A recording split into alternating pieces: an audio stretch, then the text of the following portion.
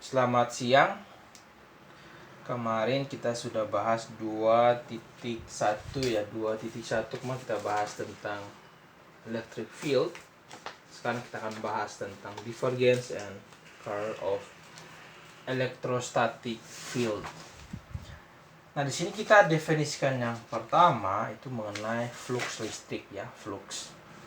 Jadi flux listrik itu adalah garis-garis gaya ya yang menembus suatu bidang permukaan. Itu yang disebut sebagai flux listrik.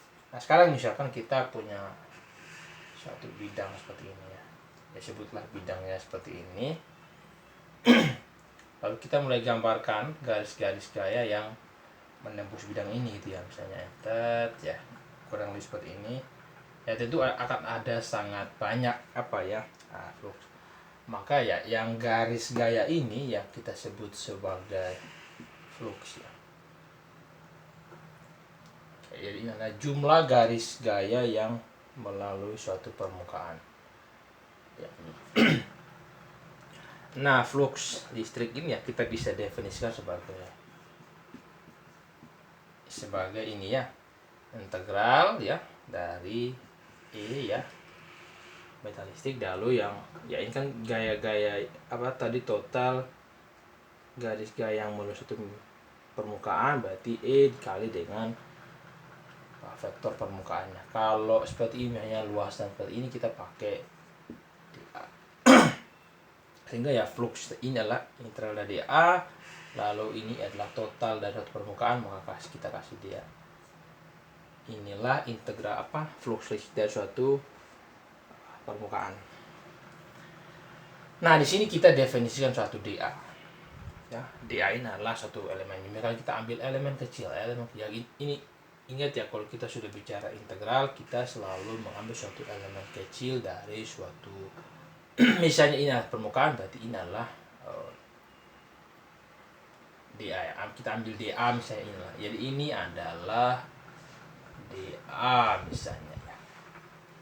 Maka dA ini berarti apa? Vektor permukaan ya. Maka dia ini selalu tegak lurus. Jadi misalnya sebut saja papan ini adalah si permukaannya gitu. Berarti dari sana ke sini tuh ini adalah dA. dA untuk case papannya, maka si elemen dA nya seperti ini ke sini dia ya. Persis tegak lurus dengan permukaan. Dengan demikian kita bisa definisikan si elemen dA ini sebagai dAn ya. Atau ya bisa ditulis NdA. Sama saja, tinggal NdA begitu ya. Sehingga tadi yang persamaan ini menjadi ya dA ini ya kita ganti dengan ini. Berarti dA berarti ganti dengan dot NdA.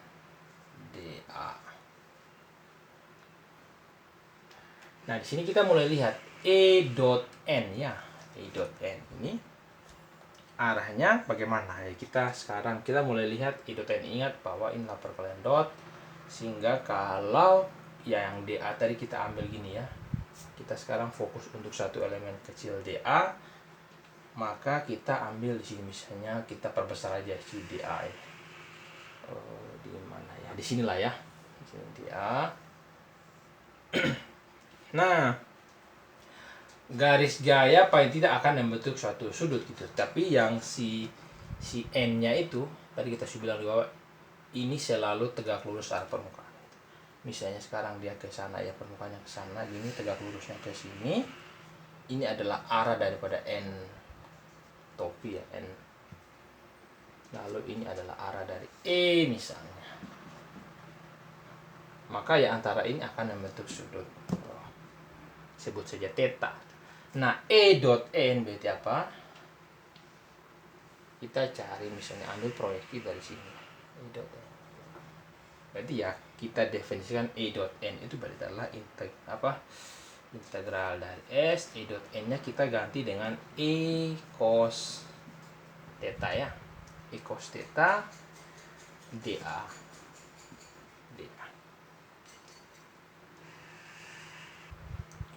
ini adalah suatu flux listrik yang melewati permukaan ini.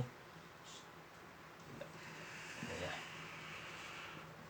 Nah, itu kan masih satu bidang. Bagaimana kalau misalnya flux atau garis-garis gaya yang melalui permukaan tertutup misalnya?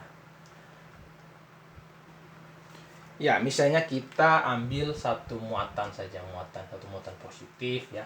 Muatan positif ya berarti apa? Arahnya itu selalu keluar ya. Ini arah garisnya keluar tak ya, kurang lebih ini ya.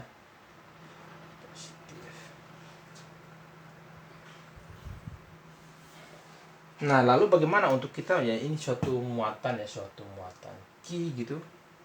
Lalu kita bagaimana untuk melihat ya flux yang melewati total permukaan? Kita buatlah suatu permukaan ya, nanti kita bicara permukaan hayal dulu deh. Misalnya ada satu permukaan yang ini tap gitu ya.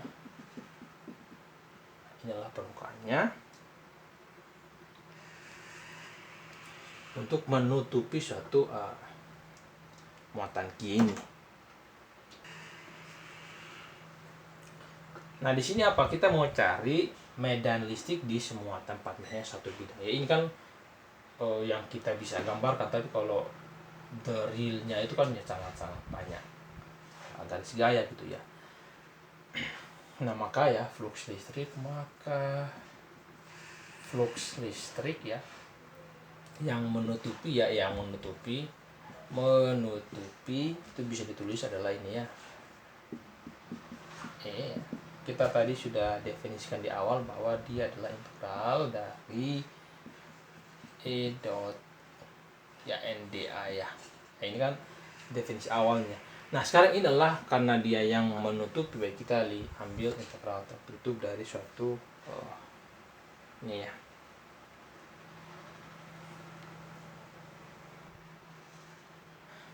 Nah, di sini kita ambil dA tapi yang untuk koordinat bola ya. dA untuk koordinat bola bisa ditulis ini ya, dA sama dengan R kuadrat sin theta d theta d pi.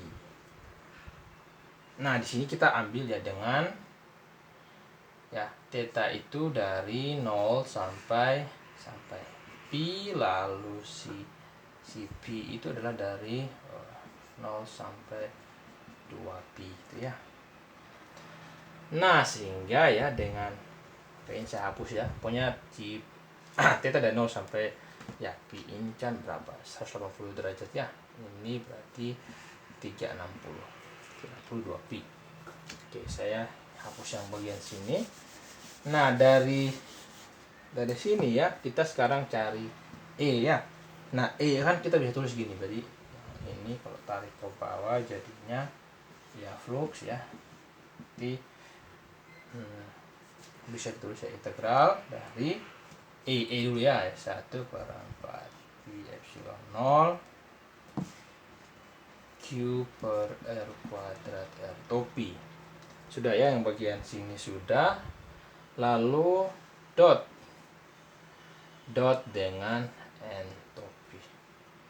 Lalu dA ya, dA yang ini berarti R kuadrat sin theta d theta d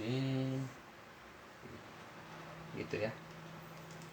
Nah, di sini kita mulai lihat ini R dot n ya. R dot n ya, ini kan unit vektor ya. Unit vektor yang besarnya 1 ya. Kita sudah bahas di materi lain sebelumnya bahwa suatu unit vektor R. Nah, sekarang kita tinggal lihat arahnya seperti apa, arah dari R dan N. Arah dari R dan N ya searah ya. Searah. Ya sudah, dengan demikian kita bisa katakan ini R dot N itu adalah 1 karena R dan N searah, tadi dia keluar ya. Jadi R dan N searah, maka R dot N nya kita ambil 1, sehingga apalagi yang bisa habis. Oh, ini R kuadrat dan R kuadrat bisa dicoret ya. Sehingga kita bisa tuliskan kembali seperti ini ya. Ya, kita bisa tulis ke sini ya, ke atas ya. Masih keluar aja. Q per 4 pi epsilon 0 integral, ya ini berarti total suatu permukaan ya, total yang melingkup itu berarti S. Kita ambil, lalu ya ini kita kasih keluar Q per 4 pi epsilon 0, R habis, R kuadrat habis, sisa dalamnya berarti apa? Sin theta d theta d psi ya, berarti integral dari sin theta d theta d psi. Nah tadi kita sudah bilang di awal bahwa theta itu ya, yang tadi satu sini theta dari 0 sampai pi. Oke, kita pecah aja ini 0 sampai pi untuk theta, lalu yang psi ini dari 0 sampai 2 pi. Tadi pi d pi ya. Iya, kalau setelah itu kita integralkan ya. Ini adalah Q per 4 pi epsilon 0. Ini hasilnya berapa? Dicari ya. Ketemunya ya ini 2. Lalu yang d psi nanti ketemunya adalah 2 pi. Nah, dari sini kita sudah mulai kelihatan ya. Ini ada 2 pi, 4 pi, berarti ini bisa dicoret itu ya. Sehingga hasil akhirnya adalah Q per epsilon 0.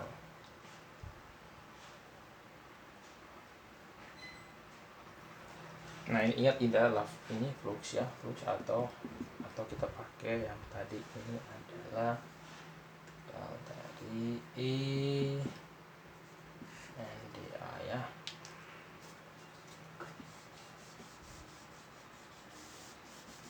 Kita dapatkan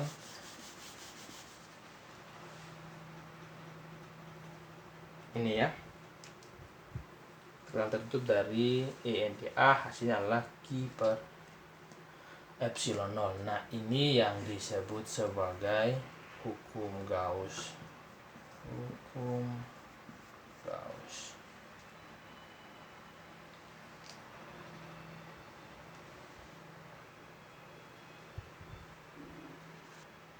Dan ini adalah hukum Gauss dalam bentuk integral ya. Nah sekarang bagaimana kalau kita mau lihat hukum Gauss dalam bentuk lain, misalnya kalau ini integral, kita cari dalam bentuk yang divergensi ya. Nah kita menuliskan ya hukum Gauss dalam bentuk divergensi, kita menggunakan yang namanya teorema divergensi. Seperti apa teorema divergensi? Jadi kita kalau punya ini ya, integral tertutup dari E dot dA ya, E dot dA ya, E dot dA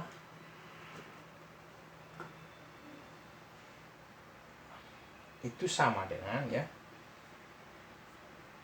integral volume dari divergensi E dV. Nah ini yang teorema divergensi ya.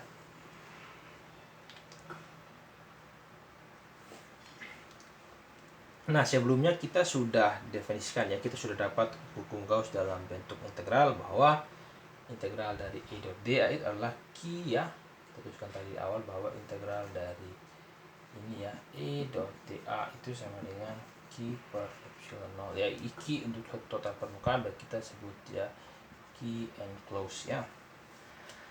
Nah maka berarti karena ini sama dengan ini, berarti kalau ini sama dengan ini berarti ini dengan ini sama ya. Berarti kita bisa tuliskan integral volume dari divergensi E dV itu sama dengan ini ya, Q enclosed per epsilon 0.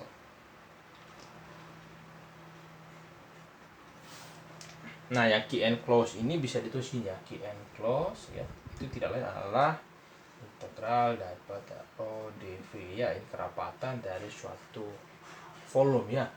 Kemarin kita selalu tulis itu kalau Q yang di garis ya, Q itu kita tulis kemarin kayak Rho dl gitu ya. Ya kemarin ingat ini ya, Q dari suatu permukaan, kemarin kita kayak garis kita pakai ini, lalu yang satu dimensi lalu dA kita pakai apa kemarin ya, intinya muatan dari suatu sistem gitulah kita pakai ya. Tergantung dia sistem berapa dimensi, sehingga sekarang yang dari sini yang bahas minggu lalu kita bisa dekati dengan row dV volume ya, untuk volume. Nah berarti sekarang yang key and close ini kita bisa ganti dengan row dV, sehingga bisa ditulis seperti ini. V berarti apa? Divergensi dari E dV sama dengan ini ya, integral dari rho dV per epsilon 0. Nah ini kan sudah sama-sama integral volume ya, ini kan dV ya, pokoknya lihat saja dia integral apa, volume atau apa, lihat dV-nya apa, karena yang kita integralkan adalah elemen kecil dari satu ini, dari V, berarti dV, ini pun berarti V gitu ya. Nah berarti yang kedapatannya kalau kita bisa pecah lagi ya, kita bisa pecah lagi, berarti paling tidak ini ya, ini yang ini berarti kita bisa kasih keluar rho integral V dV per epsilon 0. Nah ini kiri kanan kan sudah sama-sama integral dV, artinya si ini rho ya, si dalamnya itu ya, kalau kita kasih keluar divergensi E itu ya, paling tidak kita bisa tulis ini ini divergensi E ya, vektor ya, divergensi. Ingat bahwa ini selalu itu kita tuliskan bahwa terus untuk nabla ya, untuk 3 dimensi ya, do x plus ini ada i, do y c plus do z ya, makanya dia harus dalam bentuk vektor, sehingga ya divergensi dari E itu sama dengan rho per epsilon 0. Nah yang ini disebut sebagai ya hukum Gauss juga, hukum Gauss dalam bentuk divergensi.